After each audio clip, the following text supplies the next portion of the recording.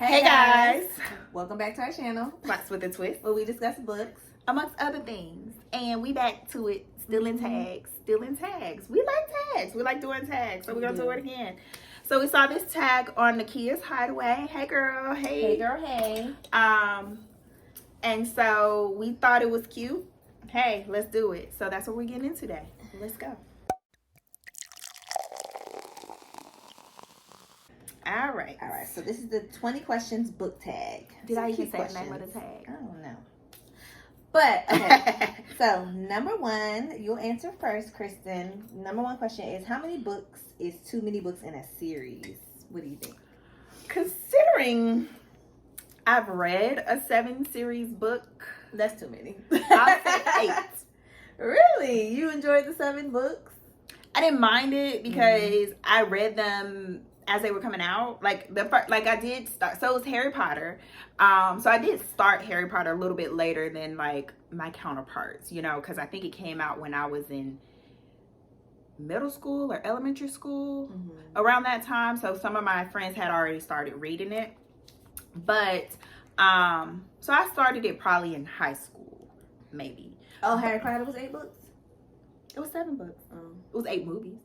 But yeah, so as I caught up to the publications and stuff, I was reading them as they came. No, most of them came out by the time I read. The only one that I feel like came out while I was still reading was the 7th one. Gotcha. But Tana, what was that? 6 books? Oh yeah. Even though that's not technically a series. Yeah. I don't know. Maybe now that I'm older, I probably can't commit to 7 books, but I'll say 8, just because I've done it. I've done it before, but we'll see. What's your answer? I put 3 unless it's Game of Thrones. Girl, like, and that's supposed to be 7 books? Yeah, I think so. But I think it's only like 5 out or 6 right now. I think it's like 5 out. So, I don't know. I just feel like 3 is a good, like, you know, all like the good ones had 3. And I'm just thinking of Hunger Games. What else had 3? I'm pretty sure there's a lot of series that have The Girl with the like Dragon Tattoo, but technically not anymore because the person picked it up. Yeah, so that's like 7. I know, but I think 3 is a good stopping point because now you keep on making me buy the book after book after book. And what if it's not good anymore? Like Girl with the Dragon Tattoo. Not that they're horrible, but they just weren't as good as the first couple of books. Harry Potter didn't get bad. Yeah, but he's an anomaly, so. Okay. Okay, so question number 2, how do you feel about cliffhangers? I don't mind them. It just depends on the story, the book. Sometimes they might piss me off. Yeah. Sometimes they don't.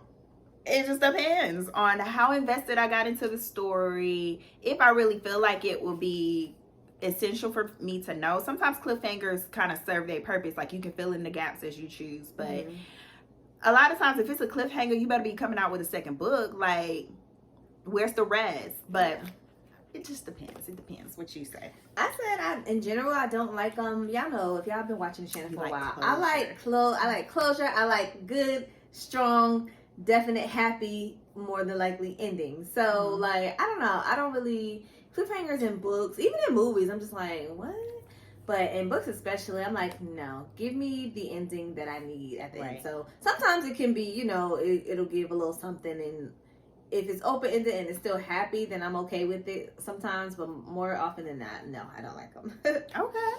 Okay, so question number 3, hardcover or paperback? Hardcover. Yeah, hardcover. Hardcover. What, is there anything else? Like, I mean, I got a whole bunch of paperbacks, but that wasn't by choice.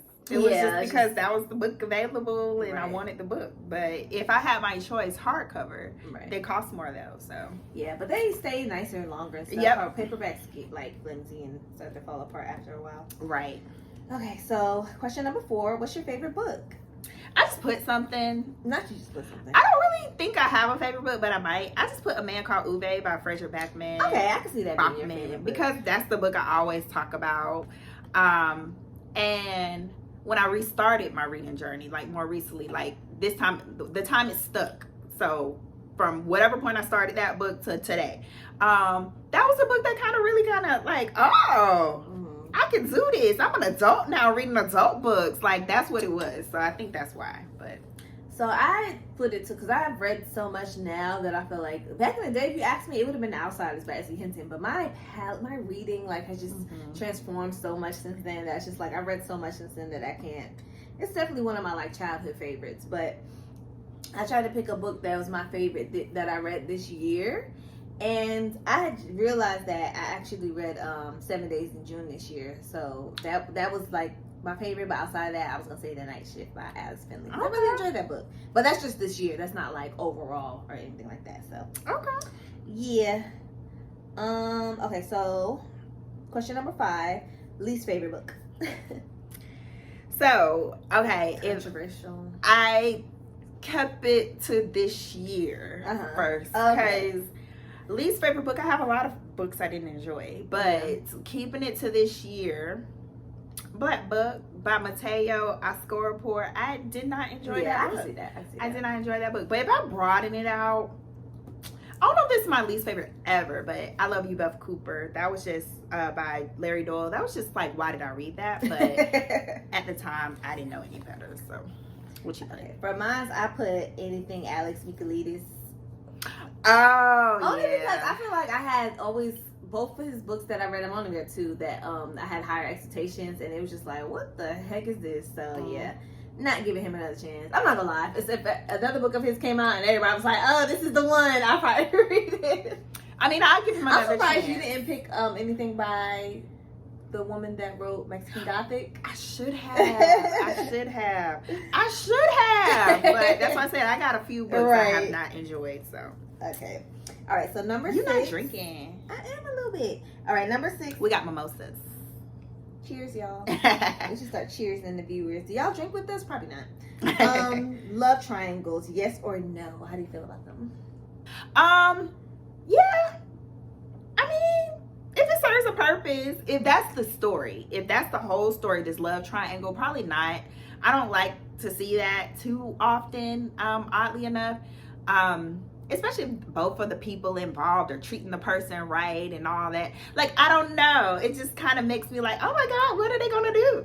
But, so I don't really like that type of conflict as the, like, central theme. Mm-hmm. But if it's part of the story, I don't mind it if it serves a purpose. So, I don't know.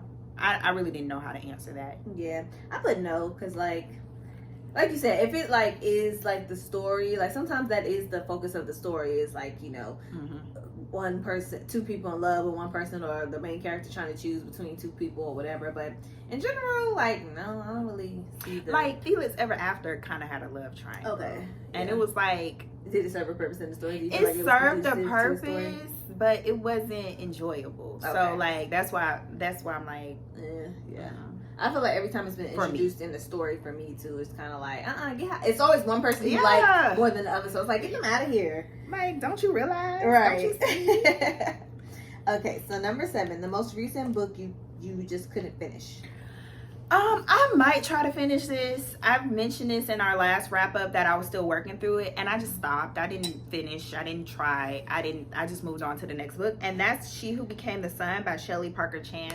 I think it would be good. I think it'll end up good. It's just entirely too long. Like, and I read long books, but it's just too long. It was too long.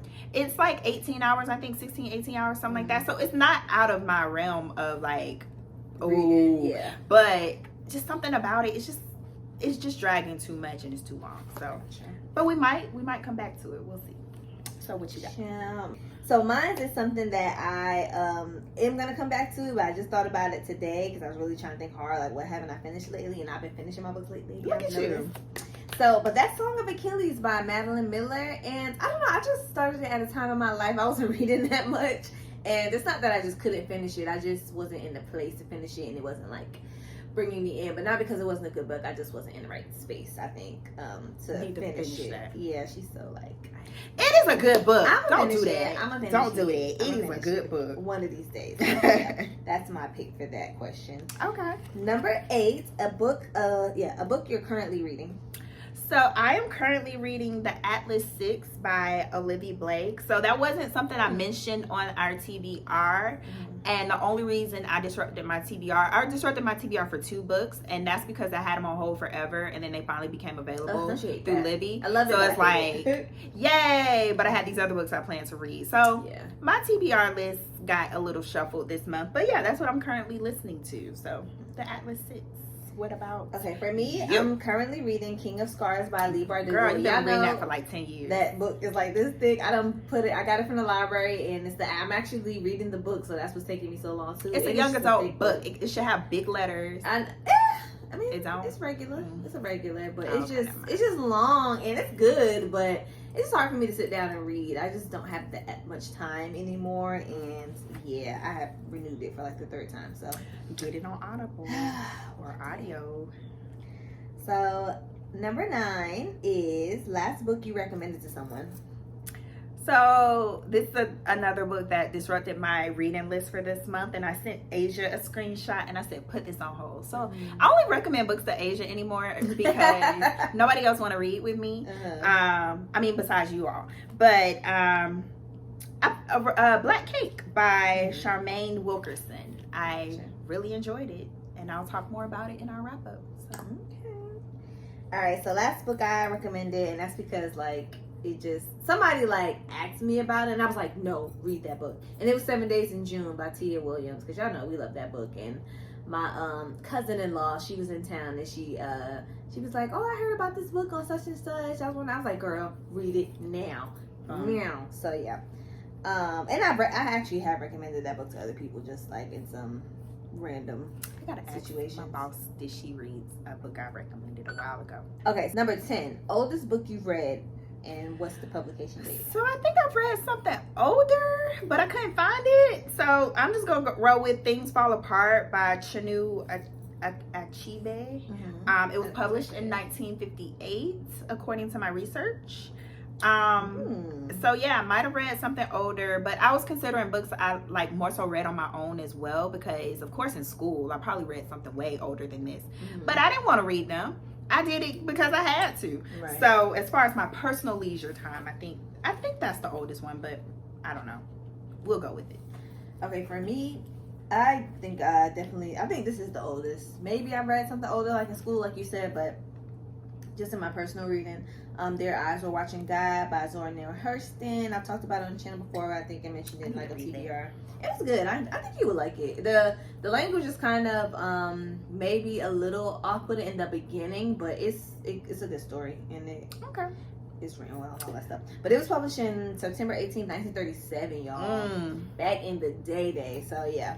That's my oldest book. And the fact that it's still like good and like relatable to, I feel like, yeah, she's that girl. Okay. So number 11, newest book you read in the publication date. So I be thinking like I got new books, right. But I look at the dates and I'm like, this ain't that new. So if I haven't started Gallant quite yet. I think it's a few more days in the month. I'm gonna get to it. So if I had started that would have been the most recent, but I think the Book of Cold Cases by Simone St. James, it was published in March of this year. So that's it. Okay, for me, it's actually The Night Shift, and I mentioned that book, and that was published March of this year, so that's the newest, like Kristen, I was looking at, I'm like, oh, this just came out, and I'm like, no, girl, it came out in 2021, you just read it, so, yeah. All right, so number 12, favorite author. I put Fraser Bachman. Because I couldn't think of nobody else. I mean, I enjoy quite a few authors. Right. I really don't have a favorite, like, but I just find whenever he has a book coming out, like he has The Winners coming out, it's already on my list, it's already on my radar. So I have a few authors that fit in that boat, but him more so readily came to mind. So gotcha. For me, it was Sandra Cisneros. That's a girl. I talked about her, and I don't think I have a favorite either, but when most of her books I've read, unless it's like the poetry books, I haven't really like dug into those too much, but she's somebody I'm like, okay, girl, I'm checking her out, and I like her writing. I really feel like I think I have a sentimental attachment to her too, because House of Mango Street, when I read it in school, it was just like my English teacher, it was just like got me into like literature and reading and all that stuff. So yeah, like this is life. Okay, so what am I on? Number 13. Buying books or borrowing books? Both. I mean, I buy books all the time. Yeah. I prefer really. So. You know what? The last book I bought was on Kindle. I haven't bought any physical books lately, but get you a Kindle, girl. They be having like that's gonna have me a whole nother whirlwind, and I just. And it's there for you. Right. So, but I'll say I do still enjoy borrowing books because I used to have a Nook. girl, yes. But borrowing books is still cool because, like, especially if I didn't enjoy the book, I don't want to have to own it. Yeah. Or, you know, if it's not something I don't, that's a question later, but I don't really reach for books again. But sometimes I like to have it in my collection. Yeah. So borrowing books is fine for those books that I don't too much care to have in my collection. So. Mm-hmm. I prefer to buy if I can, you know, buy books, but books are expensive. Books ain't cheap. Mm-hmm. So borrowing books is definitely, I feel like, the way to go. And like Kristen said, sometimes you read a book and it's not, you know, like something that you really care for, you didn't really enjoy it, so it's like, oh, I just wasted $20 on a brand new book and whatever. But and I like borrowing books because, you know, keeps our librarians like in, you know, in a job. And I just feel like you're exposed to more, like, I just love putting books on hold, picking them up, and then returning them, like, okay, this was cool. So I think borrowing books is definitely the way to go. All right, number 14, a book you dislike that everyone else seemed to love. So my radar was based off of you. I put Black Girls Must Die Exhausted by Jane Allen. I didn't mind. I loved it. I didn't hate like the book. book. I didn't, and it has gotten good reviews. I didn't hate it. It's just a matter of I didn't enjoy it as much as other people did. And I'm sure I have other books that I probably did actually hate and other people enjoyed, like The Silent Patient, stuff like that. But only reason I mentioned this because it was like more recent, and I did read the second book, and that really did okay. It did a little bit better for me, but not that much. And so it wasn't. Hopefully the third book will bring it home for you. Yeah, it just wasn't as enjoyable of a journey reading it. Like the plot was fine. It was just the writing. It just felt a little bit forced. Yeah. So. Okay, I can see that. Okay, what you got? I put Paper Palace, and I forgot who. I didn't read Miranda Crowley Heller, I think her name is, in it. It was a Reese book club, and even like the reviews, people were just like quoting it and just like so like I'm just like she sat by the fire, yeah, and she reflected. It's like that line took me. I hate when people do that in the reviews. I mean, like, girl, what? Like, it didn't take me. I just didn't, and I don't know. It didn't take me. That's all I can say about it. Like, it just didn't reach me the way that people, the way I was reading those reviews, I'm like, oh, this is gonna be a good like. No, it didn't. So, and it was a really popular book, I feel like, for a moment. But, anywho, 15, bookmarks or dog ears? I already know. Bookmarks. Okay, period. Bookmarks. Who's dog earing books? I'll do that if I actually I was going to say, you dog ear. No. I will find a piece of paper. It'll be a library book if I'm a dog ear. Ooh. I know, that's trifling. And That's trifling. I will find but a piece only of paper. if I can't find a thing. I will find a penny. I will find something to put as a bookmark. Like, I'm not finna dog ear a book. I hate to see a dog ear. Like, even in a bind. No. I know. In a bind? I have in a bind, like, and you're right. I gotta do better. Okay, so number 16, a book you can always reread. Do you even reread? No. I don't even reread. The only thing I do is rewatch comedy shows. I don't even rewatch shows for real. But unless I'm like forcing somebody else to watch it. I don't rewatch movies. Yes, I do. I rewatch movies the most. But if I rewatch shows too, I ain't gonna lie. Yeah. Certain shows. I keep coming back to Unbreakable Kimmy Schmidt. It's like every time I watch it, something new like pops up out at me, and I'm like, yes, I love this show. So if I had a book I would likely reread is Harry Potter, the Harry Potter series. I've actually contemplated rereading it. Yeah, I've actually contemplated rereading it. And then maybe a nonfiction book that kind of moved me. I don't really have one that comes to mind, but I mean, those seem rereadable. Yeah. So. All right, so for me, it's a non. I don't reread books either. It's hard. I have tried, like especially when I was younger, I've tried, and I find myself skipping to the parts that I like. Like, who reads a book like that? So I just don't read. I just don't reread books, especially fiction books. But I will reread and have read and gone to like certain parts. Power of Now. I've talked about that book a million times on this channel by Eckhart Tolle, and it's like it's a nonfiction book, and it's just like one of those like relatable to life. So I feel like you can like when you're going through something, just open that book and be like, you know what? Yes, this is right. Like let me hone that in and take like it. the Bible. You know, when you open the Bible, you're supposed to find a scripture and it's supposed to relate. Help you in your time. They say that about what's that book that everybody was going for? The Secret. Like if you open it and go to a point, like I read The that Secret book, was straight. Yeah, it was like a phenomenon. Okay, thank you. It was definitely a phenomenon for a little bit, but yeah. So, 17. Can you read while hearing music? No. Me neither. No. I always was jealous of people that like listen, like study and listen to music and all that stuff. No, can't do it. So I did discover Chilled Cow, the YouTube channel, where it's just like a live stream of lo-fi beats. Mm-hmm. That maybe. I did try it out because I did see someone say, oh, I could read and do all this during listening to this. I did try it out. It wasn't horrible, but I'd rather just focus on the book. Yeah. I'd rather just... Reading, I definitely cannot. But I have like listened to, I don't know if y'all know who Nujabes is, but like he has like a lot of instrumentals and stuff. And like I can like write and study to that, but it's no words. So like if it's and like that's music, how Chilled Cow is. Yeah, like I can't like... Yeah, same. I can't listen to music and because I'm be rapping my favorite song and then be into it and then I'm not focused. Like, and then I'll be listening to books anyway, so it's like no, that part. Okay. Definitely no. So number 18. Can you work out and read? I mean, listen to a book. Can you do other activities? What are you doing while you listening to your book? Usually so I don't know if y'all know. I'm a nail tech and I work at a spa. So when I'm like working on clients. Yeah, I have like a one ear pod in my ear and I listen to my book, and that's how I get through a lot of my books because I'm working like 8 hours or whatever. 8-hour book, boom, finished. So I will do that, or in the car. When I'm home, I normally don't listen to books. Like I will sometimes throw it on if I'm like cleaning or something, but that's very rare. Most of the time I'm in the car or I'm working. So what do? Sometimes I'll clean, taking a bath, even like right before bed, I like have my AirPod or whatever headphone. I don't have AirPods. Let me stop flexing or frying. Whatever wireless system I have.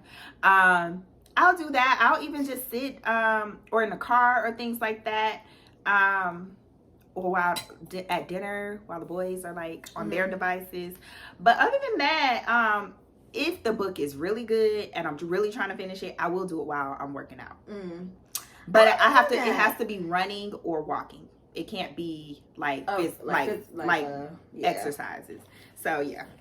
That makes sense. Now you're not drinking, so. Oh, I've been drinking this whole time. Don't do me. Don't do me. Okay, so number 18 is one point of view or multiple POVs. It depends on the book. I don't mind multiple POVs because it gives you different perspectives, especially in a book that has a complicated plot line. But if it's focusing on that person and their journey, I don't mind a singular point of view. Like, I really don't care. Yeah. I just want a good story. So, okay. I do like to shift. I don't know. Let me hush. What you got? I put multiple because I like to hear a lot of point of views. I don't mind one point of view, but I be wanting to be in the other worlds of the other characters like, what's the other person's doing? Yeah, like I be wanting to know. I'm nosy. I want to be a fly on the wall, like everything. And I feel like sometimes, a lot of the time, multiple POVs. Like sometimes you'll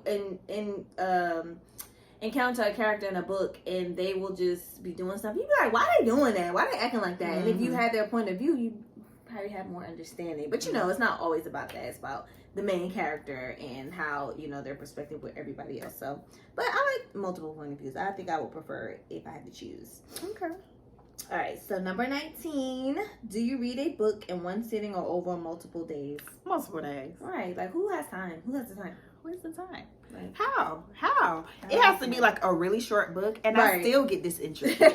I'm like, you know what? I've been reading for an hour. I feel like when I was a child, like when I was a kid, even like a teenager, like 15, 16, I read books and like, but it'd be like the Goosebumps or like like short books like that. And I ain't had nothing to do. I ain't have no job. I ain't have like responsibilities. Like I was just at home reading books. No. So like, I've done it when I was younger, but not now.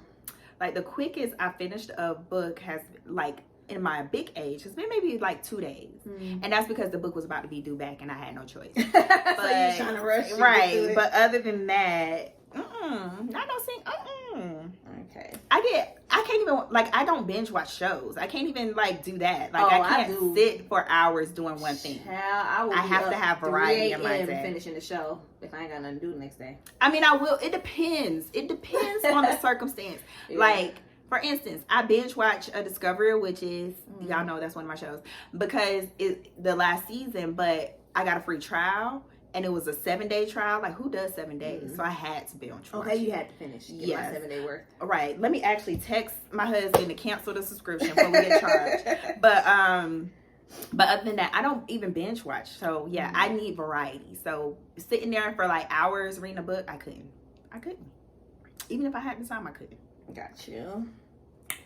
Okay, so yeah, I already answered. I can't sit down and read books like that. Like, y'all see, it's taking me a month to read one thick ass book. But number 20, last question. Who do we tag? Everybody. Y'all already know. Everybody. We everybody. We gonna steal the kids' answer. Everybody. Mm-hmm. We don't know who did it. I we wish don't know. YouTube was like Instagram, where you tag people and it shows up in your notification, so like we can like know like and see. Because I do be on YouTube, but not as much as like I would like to. So it'd be nice to see if like y'all actually like tag us or who you guys tag. So yeah, I don't know, but I clicked on the hashtag and I saw. But yeah, everybody, if you haven't done this, answer the 20 questions. Yes, They're fun. Tag. I enjoyed it. They're cute.